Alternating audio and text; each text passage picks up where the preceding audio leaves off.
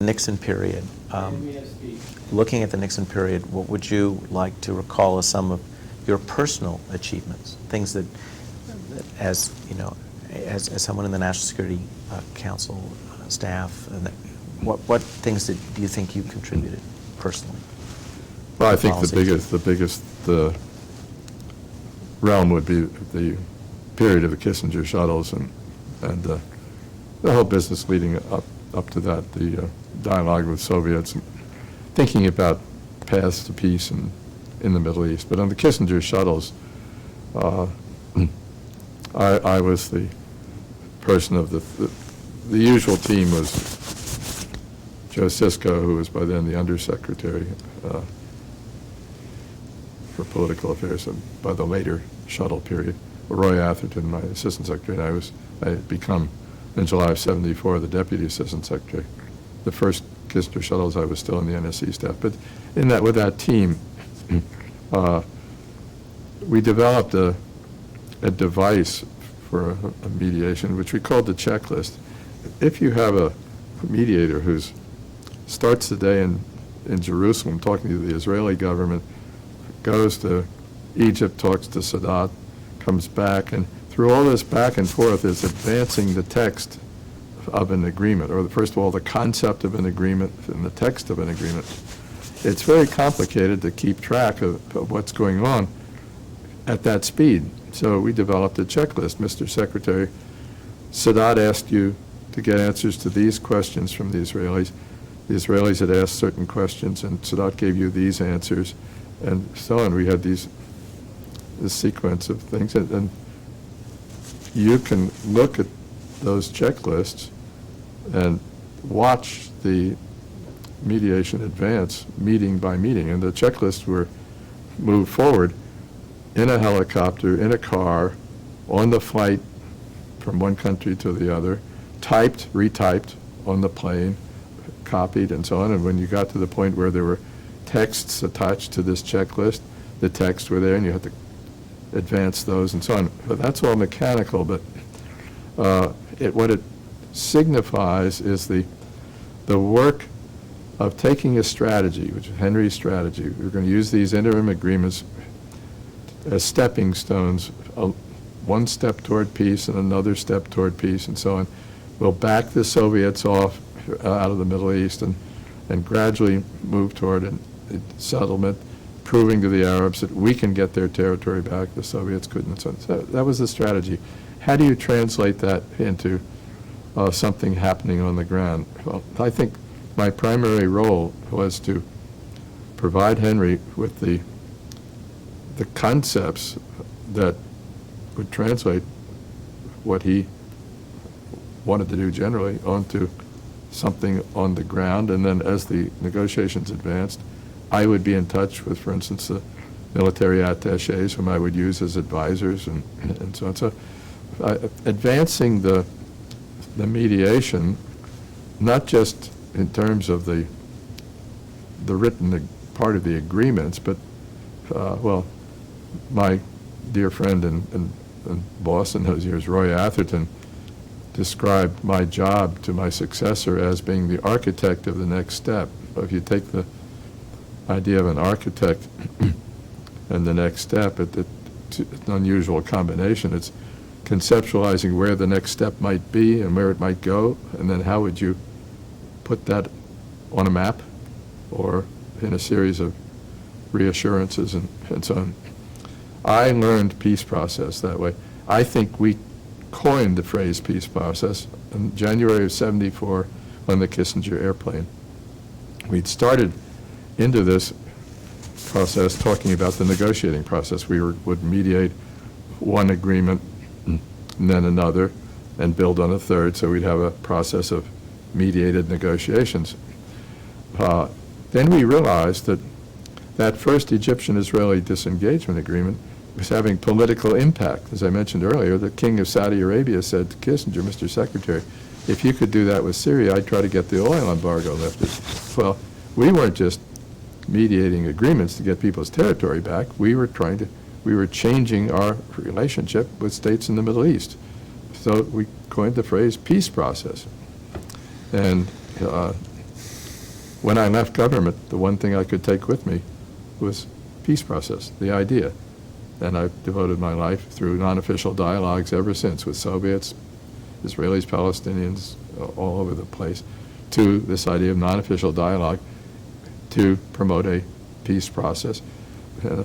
In the 70s, I learned three big lessons. One I've already mentioned, my exchange with Golda Meir over my wife's death. I learned the importance of the human dimension of conflict. We weren't just mediating agreements between governments.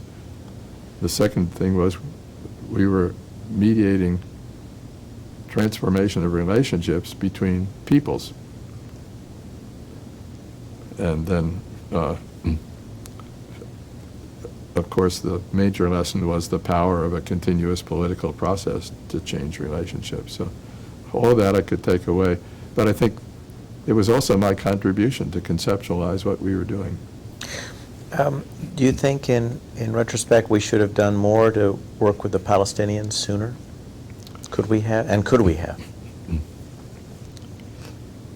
My answer would be yes, on both counts. Much of that might not have taken place in the Nixon period. It really came up more in the next year or two. For instance, after the Second Sinai Agreement, which was, of course, done under President Ford in the September of '75, but 2 months after that, then Congressman Lee Hamilton, who was the head of the Middle East Subcommittee of the House International Relations Committee, held hearings on the Palestinians. And his purpose, as he often did, was to hold some hearings, get the little record of the hearings as an educational device to distribute around the House. And the hearings were about the Palestinians, and they asked for somebody to come up from the State Department and talk about this subject. Well, Kissinger sure wasn't going to talk about that subject, and Cisco was going to be out of town, I think, and Roy Atherton, the assistant secretary, they thought maybe he shouldn't. I was a deputy assistant secretary, and the lowest person on that four-man totem pole, the lowest one who could go and speak for the administration before the Congress. And so I was sent up there, and I prepared. I spent a weekend in the office with some colleagues preparing a statement on the role of the Palestinians in the peace process. Obviously an incredibly sensitive subject, because there was a memorandum of understanding with the Israelis at the end of the Sinai II agreement that's where we said we would not recognize or negotiate with the Palestinians unless they accepted UN Security Council Resolution 242 accepting the existence of Israel. But anyway, I prepared this statement, and today it looks like the most innocuous of statements. Two of the sentences in it that caused tremendous commotion in Israel were, we have to find a way to bring the Palestinians into the peace process. Yeah. The other was that in many ways, the Palestinian issue is the heart of the Arab-Israeli conflict. It seems self-evident today. The testimony was, I think, on a Wednesday or Thursday, and by the time it got into the Israeli press, it was Shabbat, Sabbath. So there was a cabinet meeting on Sunday, and members of the cabinet had read the press reports of this testimony. And so the cabinet condemned it. And there was a tremendous furor over it. Kissinger, I had cleared it very carefully with Kissinger. If somewhere around in the State Department files, probably not in the Nixon files or the Ford files, but somewhere there's a copy of the thing with his handwriting on it. But when the press asked, Mr. Secretary, did you approve this statement?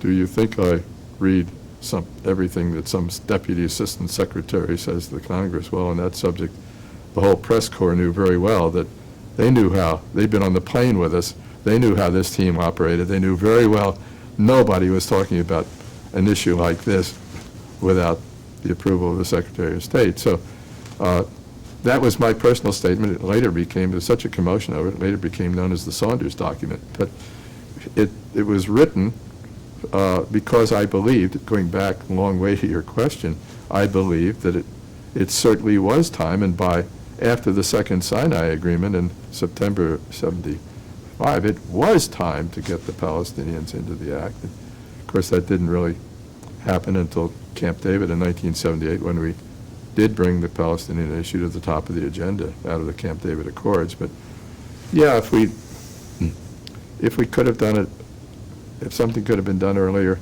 it probably would have been a good thing. Although you could argue just as well that the Middle East wasn't ready for it yet. We weren't politically ready for it. The peace process wasn't ready for it. When we did it at Camp David, yes, even Begin was ready for it. Not the PLO, but the Palestinians. I mean, just nose under the tent, so to speak. Did you meet Arafat? Yeah. Long after. No, I did not violate American policy, which I explained faithfully, but did not agree with. But I think it was 1989 or 90. A few of us, with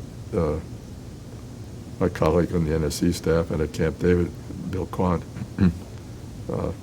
got an invitation. We were at Brookings Institution together. He got an invitation to take a little group to meet Arafat in Tunis, and we did. And I was glad to have that chance. Then later on, my wife and I met him in Gaza in connection with actually a conference in Beersheba on an anniversary of the Camp David Accords. So, yeah, I'm glad I had a chance to meet him. And to close the loop with two questions. One, you mentioned how the Saudis responded to the effect of the disengagement relationship with or the agreement with the Syrians. How did we mismanage the relationship with the Saudis? How is it that they came to use the oil weapon against us? We knew that this could be done. I think they just had to go along with the rest of the Arab world, and I think they did not. I don't believe they initiated that. I think they just couldn't stand aside. What effect, if any, did Watergate have on that last year of our effort in the Middle East? Strangely, I'm going to say that I think we could not have accomplished more than we did. I don't think it had that much effect. By the time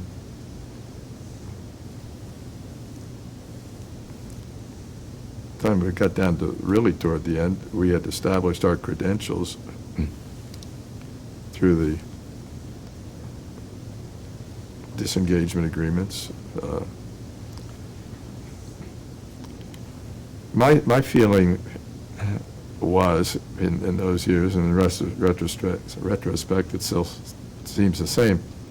The United States had several major conflicting interests in the Middle East. It was the Arab world and the oil. It was the commitment to Israel. The only way that we could conduct a strategy that could bring those two conflicting interests together under the same strategic roof was to be trying to make peace between Israel and its neighbors. And as you know, to this day, the Palestinian issue is probably the most cancerous component of the U.S. relationship with the Arab world. The same was true in those days. So as long as we were walking that path, trying to solve the problem, and demonstrating that we could do it, at least in pieces. That was a strategy that won us respect, and therefore I think it was, it stood by itself. It didn't depend anymore. Yes, there was the backing of the President of the United States, and he was in trouble, but we were able to conduct the policy and to produce results regardless of what was going on at home. Kissinger's philosophy, often stated in staff meetings in that period, was our job is to demonstrate that the foreign policy of the United States continues forcefully, competently. And of course, that statement, he used that when President Nixon resigned and Ford took over. There was going to be continuity and so on. He had a very deep commitment to the idea that the foreign policy of a great country should not be derailed by domestic developments. And of course, he had his own painful experience with all that in the Vietnam context, but nevertheless, that was the commitment. And I think here it held true. And just an aside that I can't remember where it was, but it was in one of the Arabian Peninsula visits. Somebody asked the question after the president's resignation, where were the tanks? The idea that a country could go through this, conduct its foreign policy, and produce results over here, regardless of what was going on, transfer power totally peacefully from one leader to another, was something that they couldn't quite take aboard.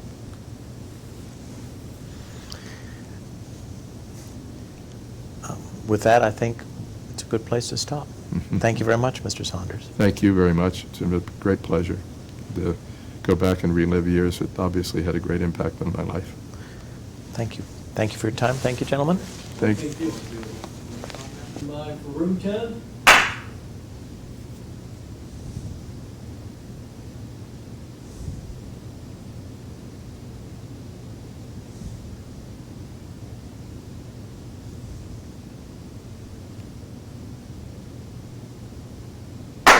Thank you.